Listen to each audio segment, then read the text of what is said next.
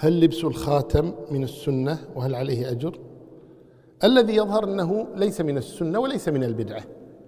لبس الخاتم مباح سواء باليمنى أو باليسرى، لكن أهم شيء الرجل يبتعد عن خاتم الذهب، لكن ليس من السنة وليس من البدعة، مباح. هل لبس الخاتم سنة عن سيدنا أن محمد صلى الله عليه وسلم مع الدليل؟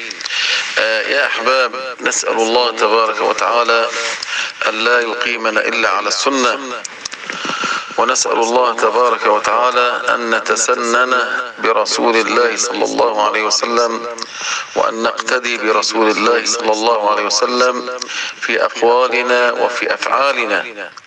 في كل شيء نقتدي برسول الله صلى الله عليه وسلم حتى تكون هذه الحياة التي نعيشها هي حياة النبي صلى الله عليه وسلم. واعلموا أن فيكم رسول الله، واعلموا أن فيكم رسول الله، أي علينا أن نقتدي برسول الله صلى الله عليه وسلم في كل شيء. طبعا لبس الخاتم سنة عن النبي صلى الله عليه وسلم.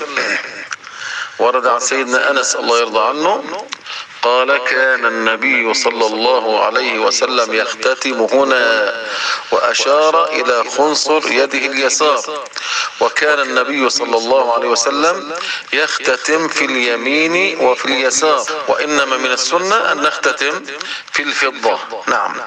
وكان حتى خاتم النبي صلى الله عليه وسلم له فص من عقيق، يعني له حجرة من عقيق، وكان النبي صلى الله عليه وسلم دائما يديرها إلى الكف، وهكذا ورد عن النبي صلى الله عليه وسلم.